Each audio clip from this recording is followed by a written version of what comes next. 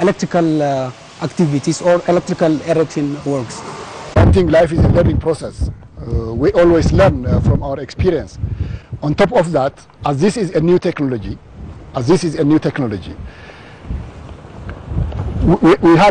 we didn't have any idea about how wind turbines work, what wind turbines looks like.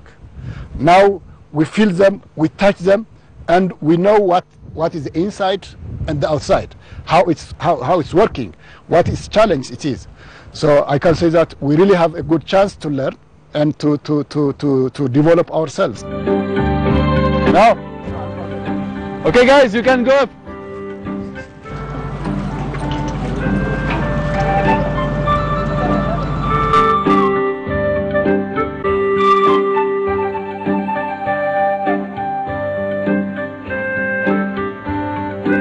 Compared to hydropower project, wind power project has less impact on local communities.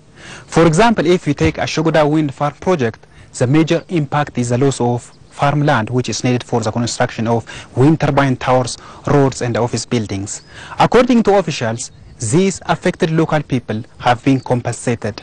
To my surprise, these people are still using their land just near to the project.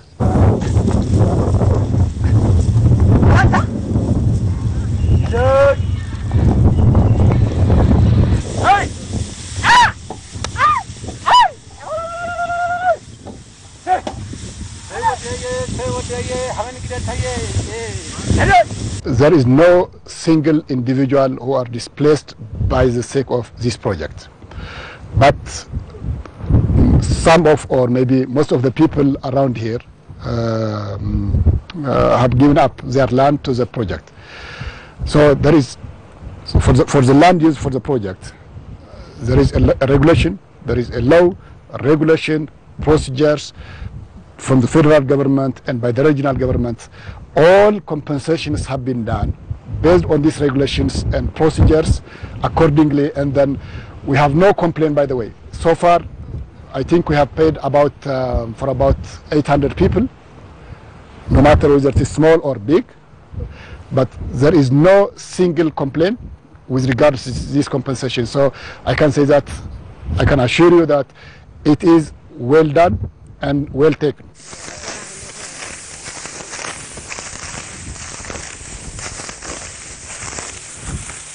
መብራት ጥሩ ነው። መብራት ለሁሉ ይጠቅማል። ምክንያቱ መብራት የተገኘ እንደሆነ ትላልቅ ልጆች ከስራ እየዋሉ በሌሊት ይማራሉ። ትምህርት ጥሩ ውጤት ይገኛዋል። ያልተማረ ሰው ያልተማረ ይባላል። የተማረ ይምራል፣ ያልተማረ ይማራል። እና ትምህርት ይጠቅማል። መብራት የተገኘ ሁሉ ሀገር በጣም ደስ ይላል ማለት ነው። The 8-year-old Haile Waldepuran is a grade 2 student. In his village of Ashogoda, there is no electricity to enable him study at night, just what his classmates do in the towns. But Haile never gives up. He is studying at night, using any means available to live his dreams in the future. There are similar stories with the rural women of this locality. They have no any modern source of light which helps them to do their daily routines at home. But they have hopes of getting a light someday sooner. Their hope has not based on empty ground. Rather, it emanates from what is going on around their village, the expansion of the transmission lines and the tall wind turbines. Very soon, the hope will be a reality with the Shogoda wind farm, which is on the pipeline to power this rural village.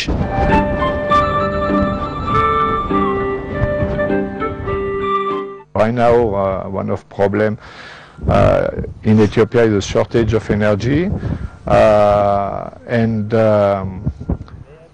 what is one of advantage of the wind energy is that, besides the point that it is renewable energy, but it is fast to install. So by the end of next year, by the end of 2012, we will have 120 megawatt in production, which is quite a lot of energy.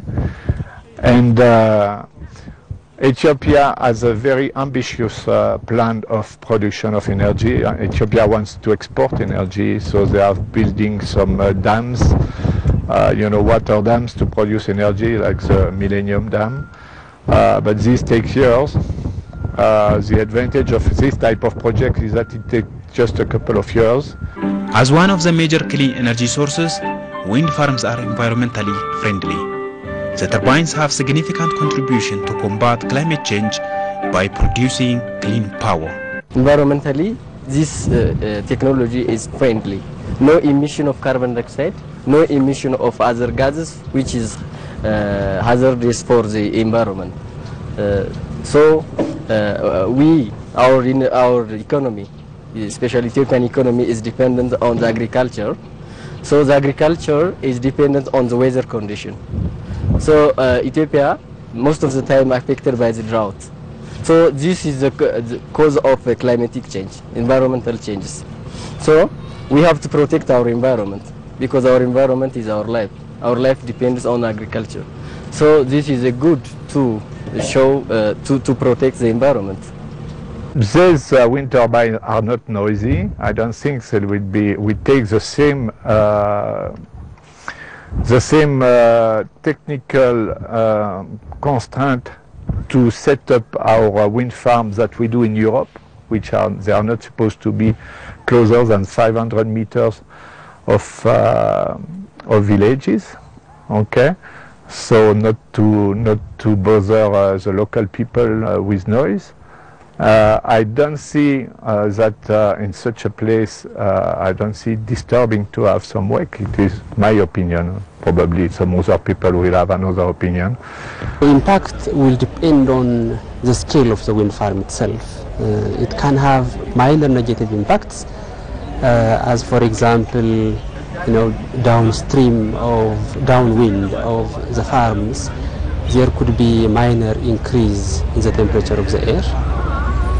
And this minor increase in air temperature and also as the blades of turbines rotate, that creates some turbulent flow of air, and as a result evaporation loss of soil moisture could be increased slightly. But that evaporation loss of soil moisture will depend, as I said, the scale of the impact will depend on the scale of the farm and also on the geographical arrangement of the turbines themselves, on the way they are arranged on the fields. In general, I don't think it will be a major negative impact. Even though, according to the agreement, the Shogoda wind farm project has to be finalized in 3 years, it is somehow late. We'll probably be a little bit late, and we will probably finish by normally it was programmed to be finished by November next year, and it will be probably by beginning of 2013. This is a Shogoda wind farm substation. It has 2 power transformers and a SCAD which controls the wind farm. The main purpose of this substation is to step up the power generated by the wind farm from 33 kV to 230 kV. Finally, the power will be connected to the national grid through the Bahar Dar Alamata Makale transmission line. Here the major things is this substation is in the middle of Alamata and Makale. So just the main purpose is this substation. As you see here, there are different electromechanical works, and the main thing is first the erection work. As you see here, this transformer, circuit breaker, disconnector, everything to be erected after the civil work actually. And then the main activity is this erection work, and then as you see in the control building, there are different electrical equipments for controlling like that, and then for protection purpose. Upon completion in 2013, the Shogoda wind farm project has a capacity to produce 120 megawatts of electricity, that is 30 megawatt in its first phase and 90 megawatt in its second and third phases.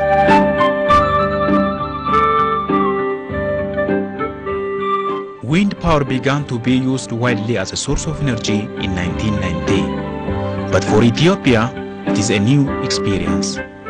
Owing to its lower cost of generation, the country has already begun investing on this clean energy source in different parts of the country. In addition to the Shogoda wind farm, the Adama, Dirredawa and Asaso projects are also in progress. በንፋስ ኃይል ማመንጨት የሚቻልበት ኤሪያዎች ሁሉ ተለይተዋል። ለምሳሌ የሞሰቦ ሃሬና የአሰላ የደብረ ብርሃን እንዲሁም የአይሻ የመሳሰሉት አካባቢዎች ሁሉ በንፋስ ኃይል የኤሌክትሪክ አገልግሎት ማግኘት እንደምንችል በጽናት የተካተቱና ጽናታቸው አልቆ በቅርብ ጊዜያት ደረጃ በደረጃ ወደ ኮንስትራክሽን የምንገባበት ሂደት ነው ያለነው። All in all, Ethiopia has the capacity to generate 45,000 megawatts of electricity from hydro, 5,000 megawatts from geothermal, and 10,000 megawatts from wind resource. Ethiopian economy is growing at a faster rate. Parallel to this, the country's energy demand is increasing. If the country's source of energy diversified from hydropower to wind energy, the demand for energy will be satisfied and the future of this sector will be very bright.